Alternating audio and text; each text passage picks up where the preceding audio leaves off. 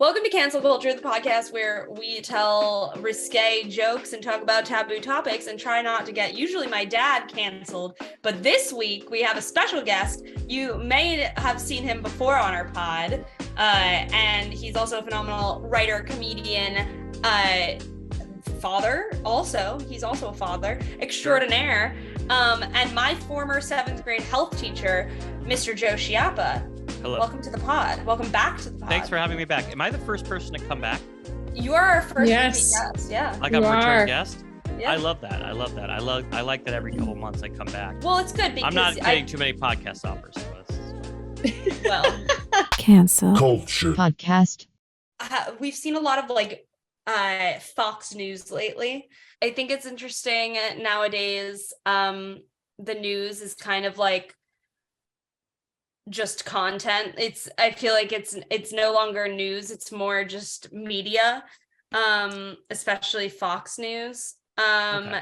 And I like looking at them having mental breakdowns because I think that it's interesting. And this is a recent clip.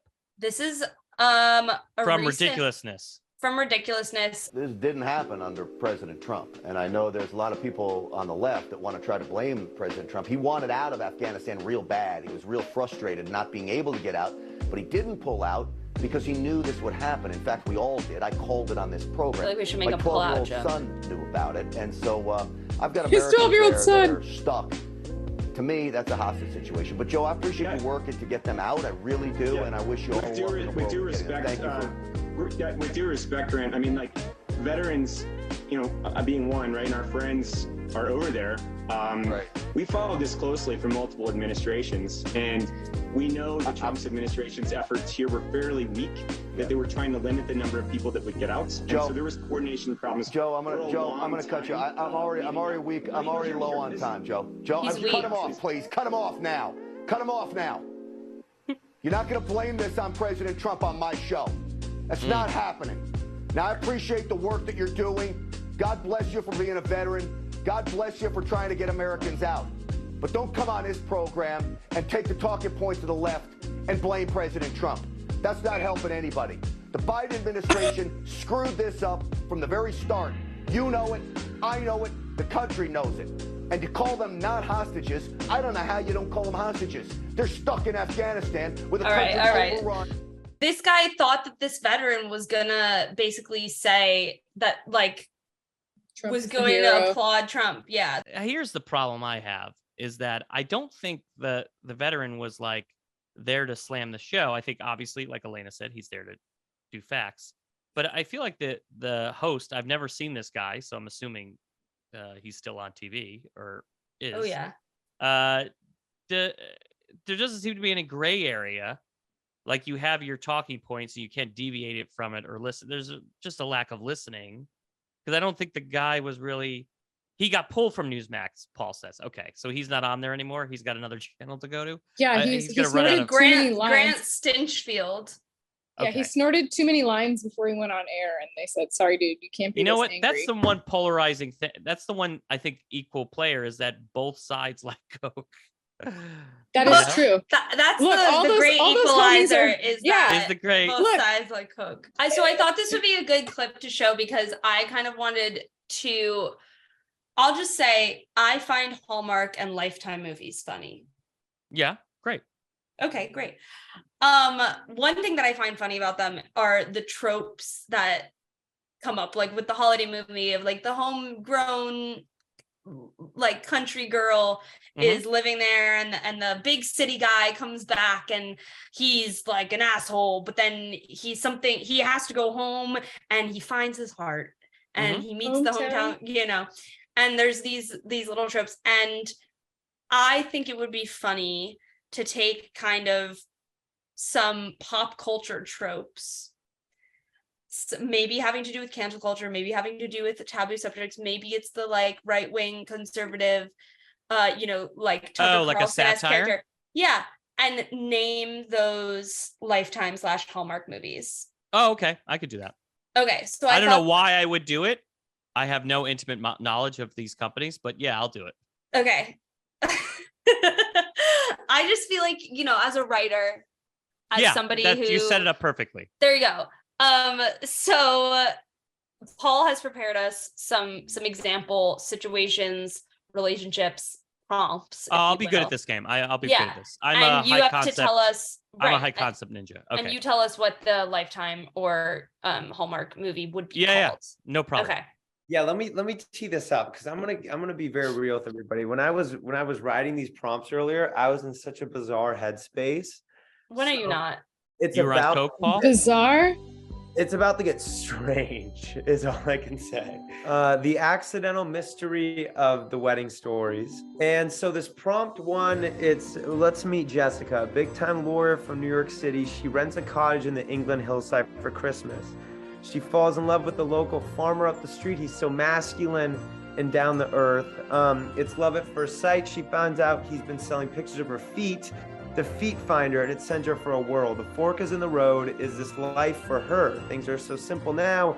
Does she need to go back to the city, or can she live here selling feet pics where you're going to see my thing kind of go around? Because I need the. All right. So the crux of this story is she falls in love with a local farmer who also is selling her pictures of her feet to Feet Finder. And what's Feet Finder again? It's like OnlyFans, but just for feet. Just for feet. But True. like, is it Without her OnlyFans and that you consent? subscribe to certain feet? Yes. Yeah. Okay. Footfalls at Christmas. Footballs at Christmas. This Or- reminds. Footprints in the snow. Oh, feet that's related. good. Footprints in the snow is good. Yeah. I feel like we need to tie in his failing farm. I'm assuming his farm is failing if he's exploiting. Yeah, feet or he's pics. like he has apples that aren't ripe yet and they're really good. Like, True, why true. is he putting her feet on Feet Finder and not his? Not his. This is what I would punch it up. I think this is probably a story of acceptance and also of anti what do you call it? Blank shaming. Kink shaming. And that she finds out that he's popular on Feet Finder with his own feet, the grizzled feet of a farmer. I'm sure there's someone into that. And Yes. she has to make a choice of staying with this guy who kind of has, an unusual lifestyle that she's not used to, or go back to the big city for a lifestyle that she, and maybe she ends up developing her fondness for photography that she always had, that she, her dad maybe gave her a camera she takes out of the box and uses for the first time to take pictures of his feet. I really like that. I feel like that would play really well on ABC Family for sure. Yeah, you can also say this to me, and this is just, what do I know? This also feels like a pretty nice tee up for a Lifetime. I'm dating a murderer for Christmas. Yes, I concur. Yeah. Right? Like all of a sudden her feet, she's getting these Just texts. show up. Yeah, and like, hey, more pictures of your feet. Give me more. Can I get something from a lower angle? Maybe with a higher arch. Right. And then she's like, where's this coming from? And he's like, oh, but setting it, it's like, you can't leave here. It's sort of a misery scenario. There's a blizzard and they can't leave. Her feet dropped off. She tries to leave. Yeah, and there you he- go. Lukas has a secret admirer. Someone keeps leaving a rose at the front of his door. Every time he walks outside, he sees Nathaniel, the local and aesthetically blessed construction worker who he believes to the one gifting the roses. He places a rigged door cam at the front of his home to catch him in the act. It turns out to be a neighborhood stray dog. It's hideous looking. Does he engage in bestiality? Does he save this animal? Does Nathaniel see this courageous act of courage? Does Lukas pursue a father figure? Wow. Oh, What headspace? Oh, were you what in? hates? You're in- Yeah, I was about to say that too. What So you're headspace? saying here, Lukas thinks it's like this hunky guy, but it's really a dog. And what's the dog's backstory? And how does the dog know that a rose is an act of love? So I don't know if Lukas is like, I'm gonna hook up with the dog, but he definitely like maybe the dog starts helping with romance, and maybe it's called the dog, not the dog days, but Son of Sam and the Ring Cam. every dog has its day out. who let the dog know? Who let the Who dogs let out the dogs out? for romance? For romance? I like that. That was a good one. I like that. I think there's a lot of, honestly, all of these have potential. I think tighten them up, Paul, and you got yourself some good log lines here, I think. Two people, This one both right attending here. the same wedding in a small city off the Alps, are locked in a hotel together due to extreme weather conditions. For some reason, it's only them two. Both come from vastly different worlds, but need to work together to survive what turns out to be a week-long snow-in. In doing so, find respect for one another and, dare I say, love? Who are these people? What happens next? So I think one of them is the Newsmax guys, right? I love it. Love that. And the other is AOC. Oh, Oh, wow. the other is the veteran. It's the veteran. Oh, yeah, that's good. The veteran and... Oh, you're right. The two people are locked in are the veteran he cut off and the guy from Newsmax. I like that a lot. That's good, Mariana. Yes. And I do think they have to... It's a scenario where they find common ground and find love in there alongside maybe That would it's a sell survival very story. well. That's A a Bible story. Guys, and then it turns into The Last of Us, and then they live together as a zombie apocalypse. And then there were two. we found love in a hopeless place. Oh, that's good. I like Sound of Newsmax, something like Sound of Music. It's in the Alps, right? Mm-hmm. The hills are alive with the sound of love. Oh. Mm. Yeah. Army 2. Army of two. Army. Ooh, of that's Two. good. Army of love, yeah, I like that. You know what I do for fun, and this is, to be honest, true. I do You do. try to come up with log lines for movies. I do think that's really fun. I like coming up with log lines. I do not. It's a lot of work to write one, but I do like to come up with log lines. I do feel like I have an aptitude for it. Mariana, you're saying yes too. You like to do that too?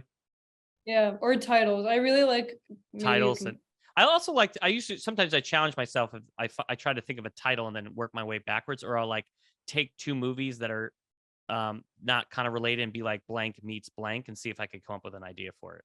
What would the Yeah. title of like the love story of the Green M&M and Tucker Carlson be? Why did you think of those two things? I was just thinking about it because we just were recording an interview that I did with Tucker Carlson, wink, wink, nudge, nudge. And I just think it's funny how much he hates the Green M&M and everything that's Why? happened. Because she's sexy? 'Cause she's Yeah, gay. well, because first she was too sexy, and then they took away her heels, and then he was thought that they were making her into whatever. Anyway, I think that he's really in love with her. Yeah, that's Is deflecting. Truly. Yes. Deflection, I feel The like if you're age-old- obsessed with something, you're into that thing. I don't. right? It's like you talk about it so much, so I just feel like they have a love story in the works, and I think it would be a really great lifetime My son movie. does that about two of the girls in his class. He talks about how much he does not like them, but clearly he likes them. Right. Mm. And I think that's true. Like, you don't do that as an adult. You like leave that behavior behind. Yeah. I don't You're a know. child. Some of us do. Really? of us Who? Let's go definitely do. around. Let's go around. Who do you guys hate? Wing, wing, wing. Okay, well, actually we have a very exciting guest for today. We had to pull a lot of strings to get him here, but he was actually quite willing to be here. I guess he has a lot of time on his hands. Please welcome to the pod, Tucker Carlson. Thank you. Thank you very much for having me on your show. Yeah, I am, as they say, somewhat more available, but we are here to talk the truth. Are we not, Jamie? So what are your plans now that you're out of Fox News? You were there for so long. Do you even have, something to do post Fox? I did hear some rumor about a show you were putting on. Is that true? Why don't you tell me what you've heard, and then I can actually provide the facts. Can we do that? Sure, Tucker. Yeah. So word has come out that you are planning on doing a one-man play, I believe. Let me stop you there. So it's more of a retrospective. This isn't straight theater. This is a step inside the mind of Tucker Carlson. But yes, so dating is weird, and we're going to be talking about it. We are. Spent a lot of time in New York City, and I've dated everyone. So in this dating show, do you think you're gonna cover your experience but dating behind the scenes as a news anchor? Like, is it hard to date being such a public personality? You would assume that the onus on the hardship of dating in New York City would be on me, but I think you'll find that it is very much on other people. So what if I give you a topic that I would talk about on a date and you respond how you would on a date? I say go right ahead. Tucker, thanks for coming on this date with me. I would love to chat about. You want red or white? I would love red. Okay. Yeah, she would have the red sauce and not the white sauce. Yeah, and a beer. Yeah, she'll have a beer. Yeah, do have that. So in your one-man show, which I'm just getting word is called Tucker, I Hardly Know Her. Is that accurate? Against my better judgment from my lawyer, that is exactly the title. Yes. So do you have a thought on who the audience for the show would be? Because I feel like, doing a one-man show leans more liberal. It's less the audience that I'm aiming for, so much as I pity the audience that chooses not to come. Because you see, this is a show for everyone, of all ages, even toddlers. What's in it for toddlers? What isn't in it for toddlers? There's going to be bright colors. There's going to be music. There's going to be intermissions for potty breaks. The last question I'll ask is, I know you've had a tumultuous history with them, so I'm just wondering, will you be serving concessions at your show, and will the concessions include M&Ms? I will be serving cunt first and foremost, and then serving concessions. It's a course. You know what, Tucker? It's been a pleasure. And I can honestly say I had a great time speaking with you, despite my expectations. So in that way, you were right. You subverted expectations. Thank you. Thank you very much for joining me. I had a wonderful time as well. And okay. Like I said, thank you for joining me. Right. Okay. Thank you, Tucker. We're gonna get back to the rest of our show. Thanks for being on. And I don't know if there's a next time, but I guess see you next time. I wanted to show you something before you leave. This might be inappropriate, but I thought that you would appreciate it, being my health teacher and all from 7th grade. This is a little plush toy. Okay. It's a penis. It's a chode. and it has a butt. It has a butt? Its name is Chester C. Am I supposed to? His name is Chode. What am I? Is that like the mascot of the show? Yeah. That's really cute. Where'd you get that? At the farmer's market? Did you go down the? Where'd you get that? My friend made it. At the Americana Mall? Where'd you get that? My friend made it. Great. You have some talented really friends. Cute. Thanks. Chester the Chodester. His name is Chester C. Chode. Before you go, I know I have to wrap up, and I need to go and put my son to bed. But what do you ever fear that people will find you, or is that a legitimate thing? I would be nervous myself if I was, and I don't know, as young people, I don't know if that bothers you if an old person. Yes, after my pseudo AirTag scare, yes. What was your pseudo AirTag scare? An AirPod thing. So they thought someone put an AirPod in my bag because I kept getting notified that it was tracking my location. But I think I just kept commuting with the same person too close to them on the train, and they were trying to find their AirPod in their bag. It was a whole thing. Just so you know, the NYPD was like, just keep your wits about you. Be safe. That was the advice I would give. Good advice. Well, they can't, and it's not against, we could probably make another show out of that, but I think there's nothing they could do. There's nothing they could do. I mean, I don't think I also don't think they have any idea about technology, to be honest. Like they have no idea. So wait, guys, this is the end. I know you have to go. Apple and the police departments work very closely on this. Do they really? Yeah. Yes. Wow. And they have a whole team. I'm sure Apple NARCS's on people if they asked, right?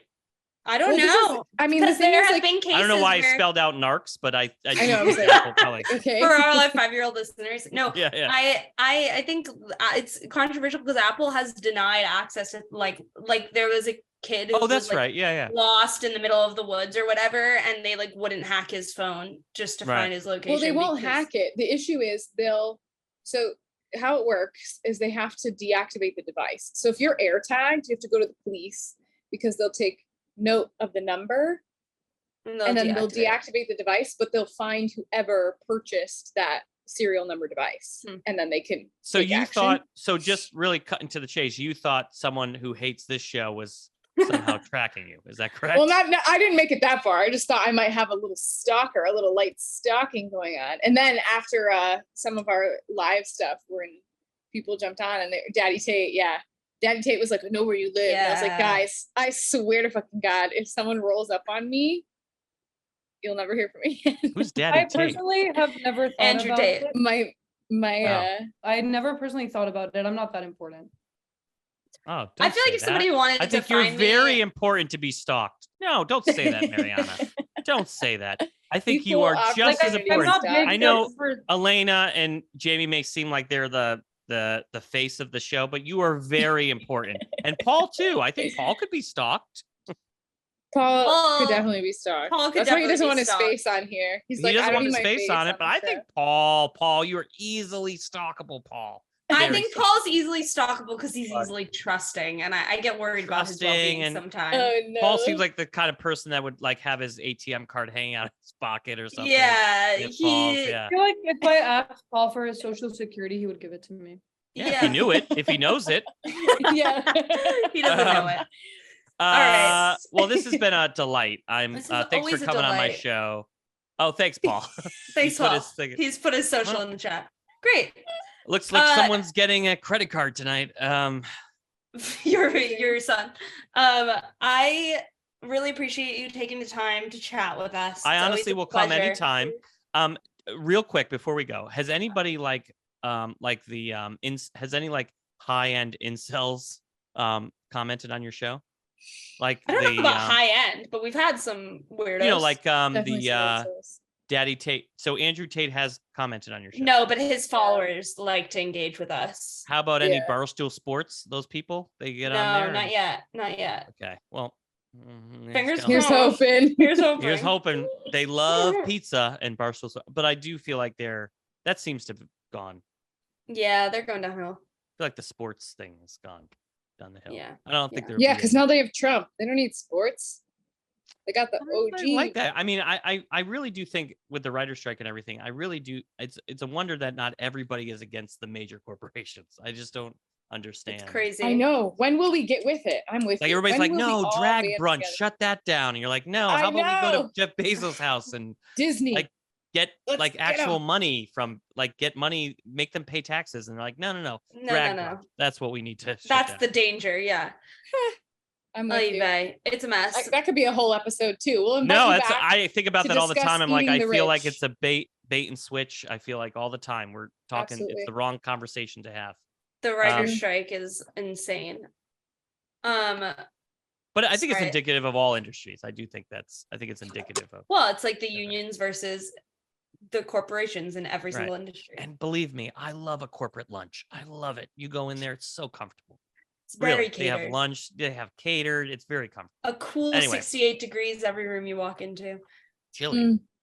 So I well, thank you so much. I can't call you Joe. It's so weird. Thank you so much, Schiapps. no problem. I can't wait to have you back. Maybe we should have Awesome. your son on next time. Yeah, he'll have. Do you guys? He's got like to talk stories. about Pokemon. You want to talk about Pokemon? Pokemon. God, I'm He more into loves- Naruto, but teach their own. Tell him good night from us. And until next time, this has been Cancel Culture. Cancel Culture. Podcast.